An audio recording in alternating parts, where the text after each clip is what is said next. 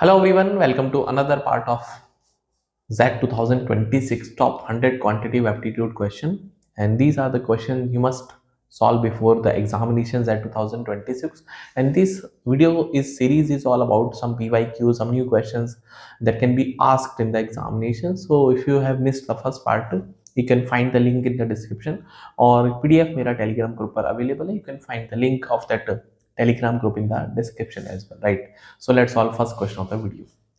So this was that 2018 का question है ये, and it is asking that we have to just find the sum, right? So for example, if we have 10,000 and if I want to add 100 to it, so इसमें आप ये add करेंगे तो जो number of digits हैं that is 10,000 में 5 है, तो आंसर में 5 ही डिजिट आएंगे, तो ये तो ओवरऑल हो जाएगा. यहाँ पे 10 की पावर 9 है, मतलब 10 डिजिट होने वाले आंसर में, राइट?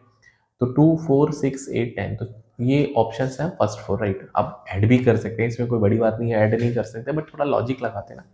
अब जैसे 10 की पावर 9 है, लास्ट में 10 है, तो लास्ट में 10 होने का मतलब है कि लास्ट के 2 डिजिट 10 बनेंगे. अब सारे ऑप्शंस में 10 है, समझ में आ गया कोई?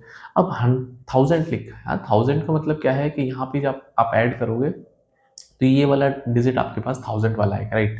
तो इसमें एक ही ऑप्शन जो मुझे लगता है, अच्छा फर्स्ट ऑप्शन भी, तो ये तो रूल आउट हो गए, ठीक है. तो अब ये बचेगा फर्स्ट और दैट इज फोर्थ और सेकंड, फर्स्ट ऑप्शन में भी बात बची है, right?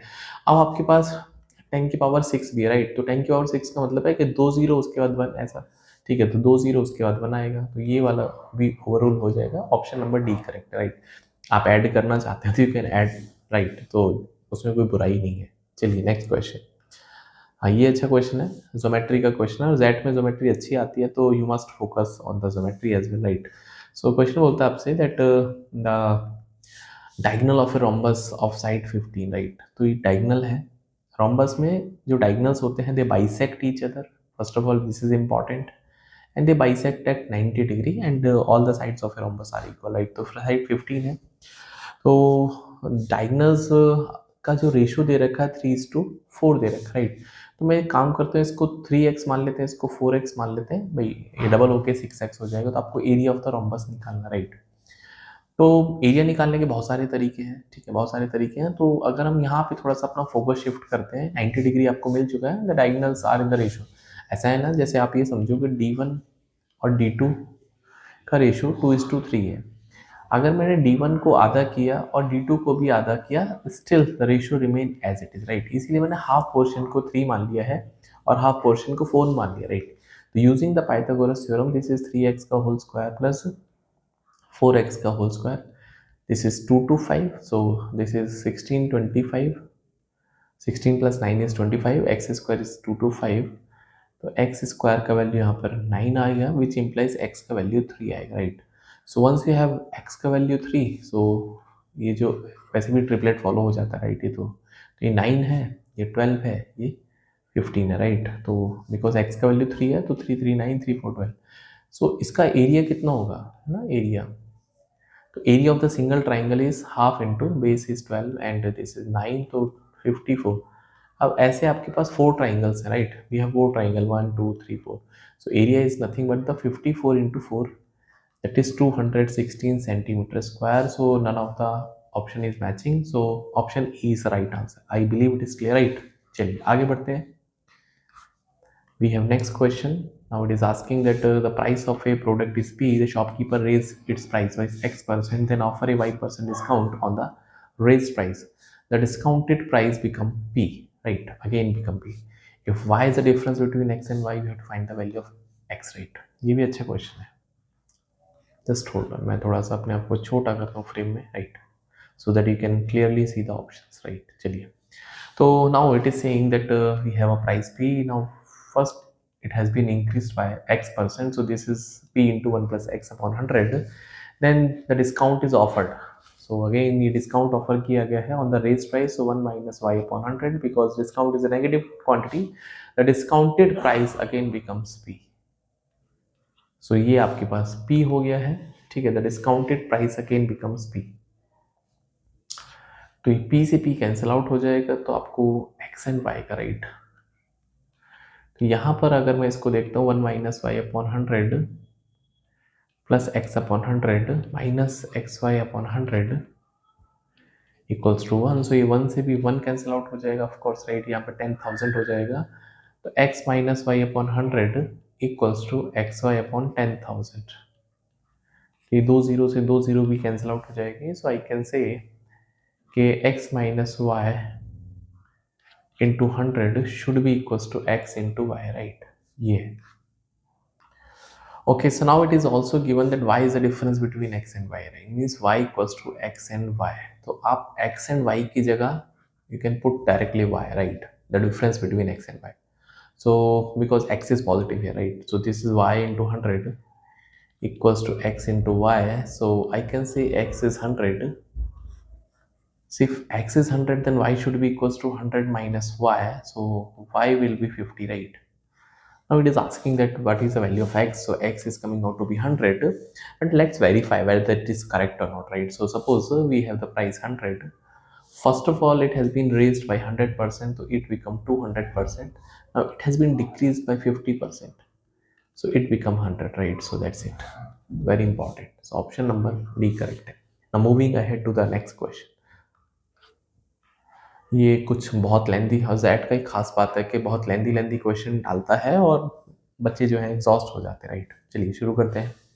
There is a mixture comprises water and liquid A and liquid B. So we have liquid A, liquid B, we have water, right.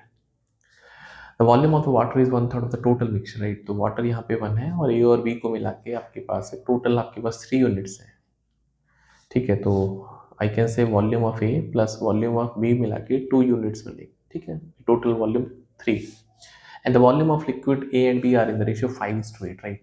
अभी बोलते हैं कि वॉल्यूम ऑफ ए और बी का रेशियो 5:3 है ना।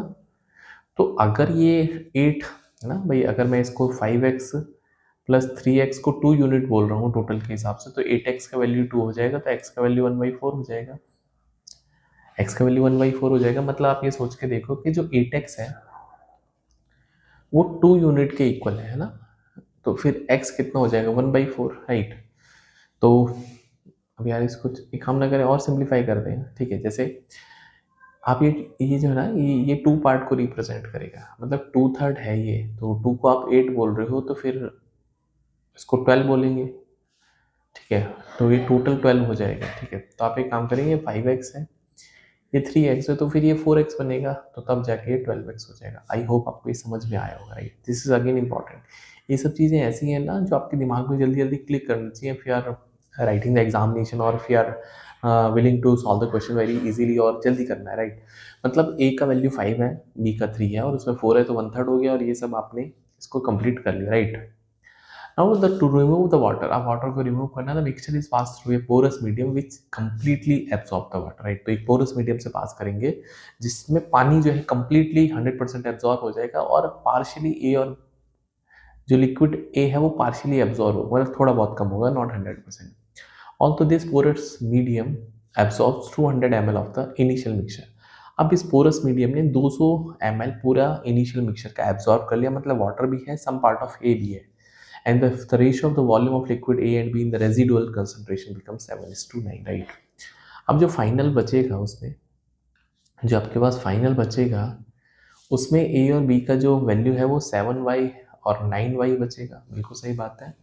Find the volume of the water absorb by the porous medium, तो पानी कितना इसमें गायब हो। अब एक चीज़ नोट करने वाली है कि यार यहाँ पे जो बी है उसका कंसंट्रेशन तो हमने चेंज ही नहीं किया भाई। ए रिड्यूस हुआ, समझ में आता है, बी रिड्यूस हुआ 0, क्योंकि यहाँ पे पानी तो 0 होना चाहिए भाई, पानी तो है ही नहीं, अब वाटर बिकम 0, राइट। तो पानी तो लास्ट में है ही नहीं, ठीक है, समझ में आ गया सर।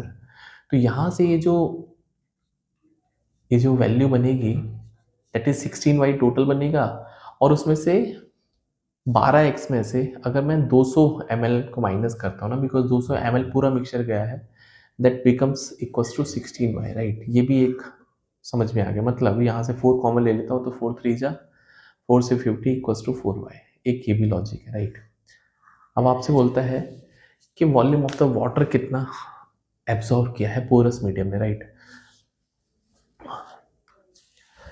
तो we have the equation 3x - 50 equals to 4y, but equation का मतलब क्या होता है ना कि it is always very complex to solve the question using the equation. कुछ लॉजिक अगर फिट बैठ सकता है तो लॉजिक पे हम काम कर सकते हैं आई थिंक, राइट. वो हमारे लिए ज़्यादा ईजी होगा, राइट.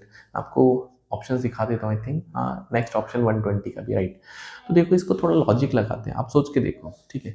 आपके पास ए है, बी है, आपके पास वाटर है, ठीक है. आप ये कह रहे हैं कि पहले ए का वॉल्यूम यहाँ पे 5x है, 3x है और ये 4x है, राइट. तो टोटल आपके पास बन रहा है 12x. समझ में आ गया बिल्कुल. Now one thing you should note कि यहाँ पे 7y हो गया, y फाइनली, ये इनिशियल है और ये फाइनल है. और ये हो गया दोस्तों 9y. अब ये तो 0 हो गया, मतलब यहाँ पे जो फाइनल वॉल्यूम है वो 16y है. लेकिन एक चीज़ नोट करने वाली है, that is quantity of b is constant. भाई वो तो हमने चेंज नहीं करी.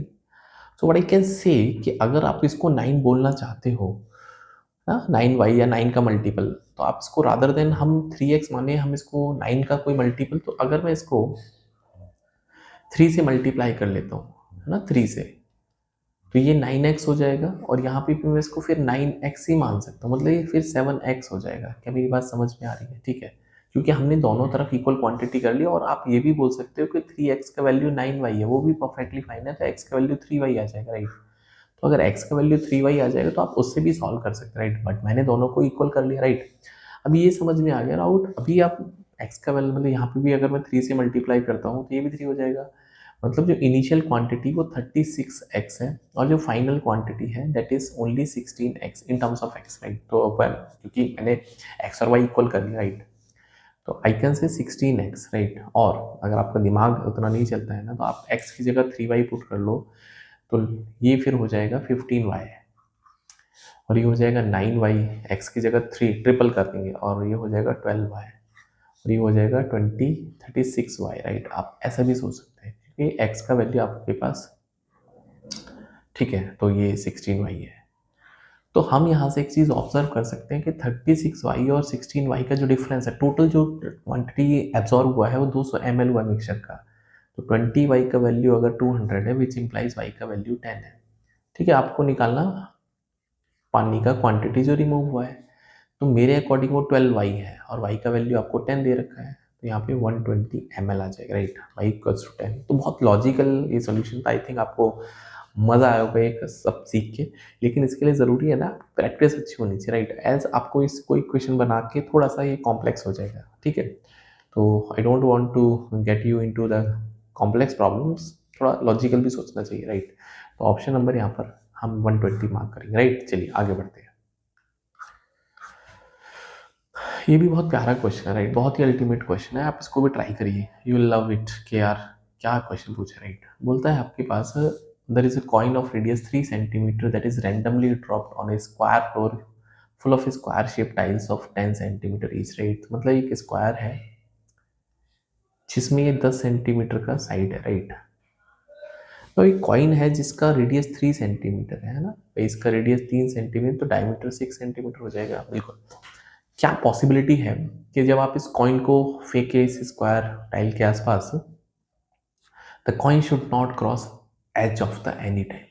तो दिमाग लगाने वाली बात यह है कि अगर मैं चाहता हूं कि ये जो कॉइन है जस्ट 6 के अंदर फिट हो, तो आप मुझे बताइए एटलीस्ट ये कितना सेंटीमीटर अंदर होना चाहिए हर एज से. तो आप बोलोगे सर कम से कम 3 सेंटीमीटर. आप हर एज से, यहाँ से भी 3 सेंटीमीटर, यहाँ से भी 3 सेंटीमीटर अंदर होना चाहिए. आई होप आपको ये समझ में आ पा रहा है, राइट. पॉइंट इज दैट कि जब आपके पास, क्योंकि ये वाली जो लेंथ है ना, ये तो ऑलवेज भाई आपके पास ये 3 है, ये 3 है ना, ये 3, ये 3, तो ये तो डेफिनेटली 3√3 हो जाएगी. तो यहाँ तो पंगा ही नहीं है. अगर कॉइन आपका यहाँ पे भी टच कर रहा है तो वो तो अंदर ही आएगा अगर आपने 3 यहाँ पे मार्क कर दिया. आई होप आपको ये समझ में है, राइट. इसका मतलब कि आपके पास एक ये ओरिजिनल स्क्वायर था 10x10 का, और अगर मैं इसके सेंटर को ज्वाइन करता हूँ ना, ऐसे 3-3 सेंटीमीटर पे सारे के सारे, ठीक है. तो 3 इधर गया, 3 इधर गया, तो 4 तो बचा. 3 ऊपर गया, 3 नीचे गया, तो आपके पास एक और इसके अंदर स्क्वायर बनेगा ऐसा. तो ये जो स्क्वायर है इसका एरिया 16 सेंटीमीटर स्क्वायर हो जाएगा. Why? Because this is 3, this is 3, तो ये बैलेंस बचेगा ना आपके पास 4 सेंटीमीटर. आई होप आपको समझ में आया, राइट. और सेम स्क्वायर बनेगा, सेम साइज का, आइडेंटिकल, राइट. तो प्रोबेबिलिटी निकालनी, राइट. तो probability that coin will land completely within that, ठीक है. तो क्या पॉसिबिलिटी है? तो area of the inner square और area of the outer square यही हमको बता सकता है, तो 16/100, तो 0.16। That was absolutely brilliant question, right. I hope आपको समझ में आया, राइट। चलिए moving to the next question. Okay, so next question पे चलते हैं। We have the next question that ये भी मेंसुरेशन का क्वेश्चन है। मेंसुरेशन ज्योमेट्री अच्छी आती है जेट में। It takes 2 liters to paint the surface of a solid sphere. So we have a solid sphere, इसका 4 pi r square इसका एरिया है, इसको 2 लीटर पेंट करने में लगता है। The solid sphere is sliced into 4 identical pieces, right? अब बात रखने वाली, ध्यान रखने वाली बात यह है कि अगर आप इसको स्लाइस करेंगे 4 आइडेंटिकल पीसेस में, कुछ इस तरह से आएगा। तो when I cut the Apple, तो जब आपने किसी एप्पल को कट किया होगा तो यू कैन सी कि जो सरफेस एरिया है ये आपके पास एक्सपोज हो जाएगा, न्यू सरफेस एरिया, राइट। क्योंकि ये तो ओरिजिनल है, बाहर वाला तो ओरिजिनल है, I just give it a different colour, so ये तो ओरिजिनल है। तो ये जो एरिया है जो एक्सपोज हो गया है, this is a new area that whenever we are slicing any object the surface area increased. It is a volume जो कम होता है, सरफेस एरिया हमेशा ज़्यादा होगा, right.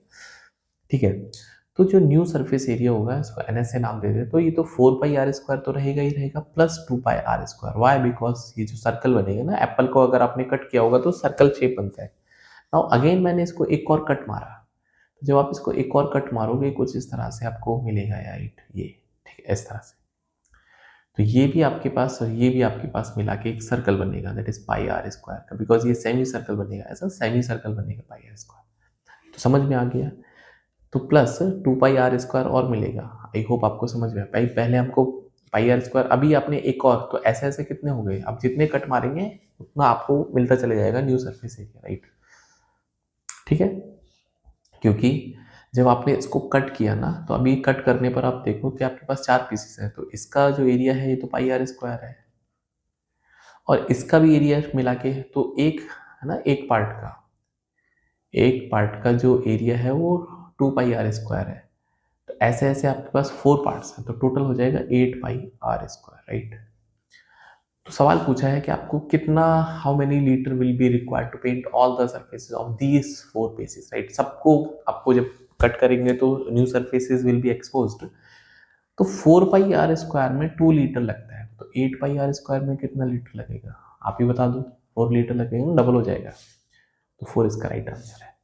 So hopefully you enjoyed these questions, and I'll complete all 100 questions, and of course ये part wise आएंगे, because I don't want कि lengthy video बने and you just skip, right। You will learn the things, and if you have any doubt, you have any question, you can leave your comment and you can join Quantprep 99। So see you in the next video, till then bye, take care, and PDF आपको मेरा Telegram group वहाँ पर मिल जाएगा।